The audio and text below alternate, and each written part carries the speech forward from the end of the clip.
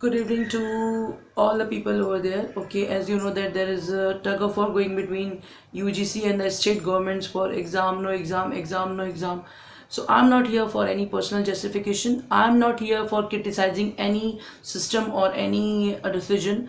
I'm just here for requesting you to start a study. Okay, so start a study, utilize your time. Do not rely on any type of sources. Do not rely on any type of news and all rumors and all that. Okay, so start studying and start utilizing your free time. Okay, so I hope you and your family is doing well. So please stay home, stay safe. Okay, so let's start with another topic of discussion, and today's topic is inclusion. Okay, so what is inclusion? Inclusion का मतलब होता है मिलाना. Inclusion का मतलब होता है साथ में लेकर चलना. इंक्लूजन का मतलब होता है इकट्ठे करना. तो हमको किनको साथ में लेकर के चलना है, हमको किनको मिलाना है? तो हमको उन लोगों को मिलाना है साथ में जिनके अंदर किसी टाइप का नुक्स होता है, खामी होती है. That is called as impairment. ठीक है, चाहे वो फिजिकल हो सकता है, मेंटल हो सकता है, ठीक है, न्यूरोलॉजिकल हो सकता है, कोई भी टाइप का हो सकता है. ठीक है, सो अगर किसी अंदर इंसान के अंदर कोई खामी है, कोई कमी है, कोई जो है नुक्स है, और हम उसको हम अपने साथ मिला रहे हैं, अपनी सोसाइटी में अपने साथ लेकर चल रहे हैं, अपनी एजुकेशनल सिस्टम में मिला रहे हैं, अपनी मेन स्ट्रीम में मिला रहे हैं, जनरल एजुकेशन सिस्टम में मिला रहे हैं, तो that is called as inclusion. Okay, so we will cover this topic of inclusion with the meaning and the definition in the coming slides. Okay, so now concept of inclusion. कहाँ से आया है एक इंक्लूजन का concept? कौन लाया है inclusion का कंसेप्ट? तो एक्चुअली ये इंक्लूजन का कंसेप्ट आया था जब वर्ल्ड वॉर सेकेंड के बाद, दूसरी जंग अजीम के बाद, जब लोगों ने सोचना शुरू कर दिया कि भाई इंसानों के साथ बहुत बुरा हो रहा है, इंसानियत शर्मसार हो गई वर्ल्ड वॉर टू के बाद. तो कंट्रीज ने सोचा शुरू किया कि यहाँ पे कुछ ऐसा सिस्टम होना चाहिए जो इंसान के बेसिक राइट्स को, ह्यूमन के बेसिक राइट्स को प्रोटेक्ट कर सके. कुछ ऐसा सिस्टम होना चाहिए जो उसको बेसिक राइट्स दे, जो कभी भी चेंज ना हो, कि कोई भी उसको चेंज ना कर सके, कोई भी उसको चैलेंज ना कर सके.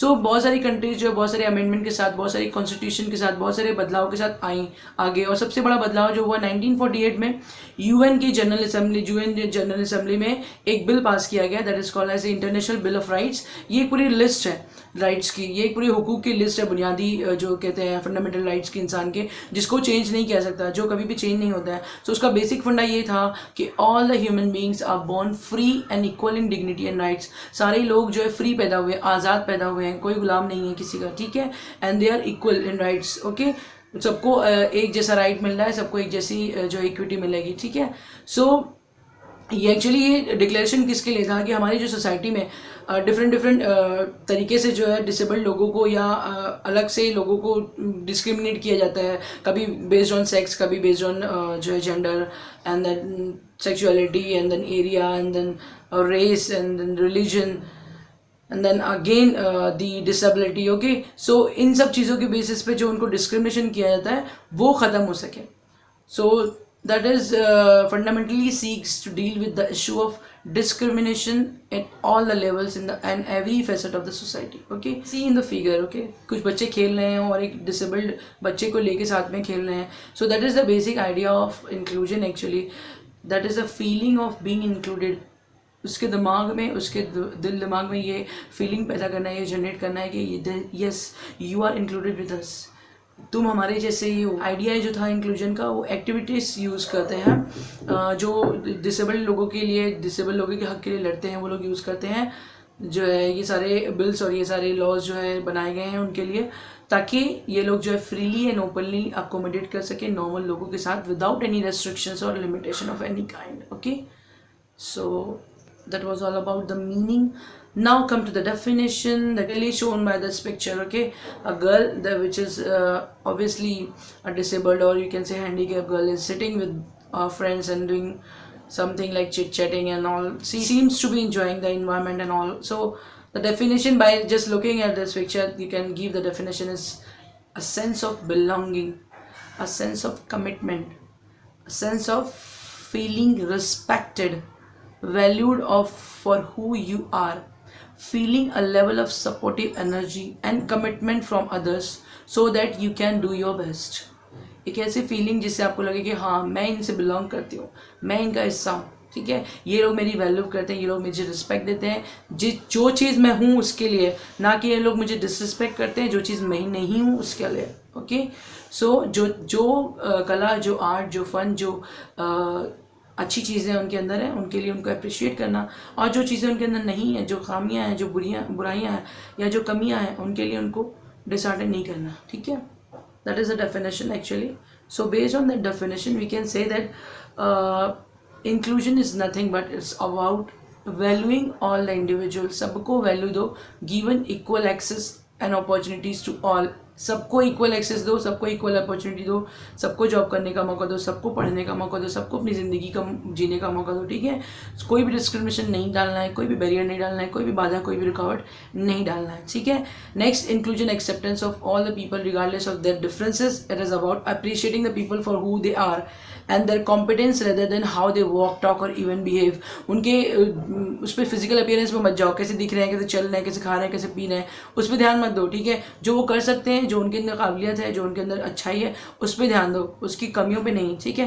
Then again inclusion also allows people to value the differences in each other by appreciating that each person is unique in his or own creativity. Okay, जो उनके अंदर यूनिक है, जो उनके अंदर क्रिएटिव है, जो उनके अंदर अलग है, जो उनके अंदर अच्छा है, उसको अप्रिशिएट करो. ना कि जो है उसको बोलो कि भाई ये तो तुम कर नहीं सकते, तुम ऐसे नहीं हो, तुम यहाँ नहीं बैठ सकते, तुम हमारे साथ नहीं आ सकते, ये प्रॉब्लम है, ये दिक्कत है, ये ऐसा मसला है, ठीक है।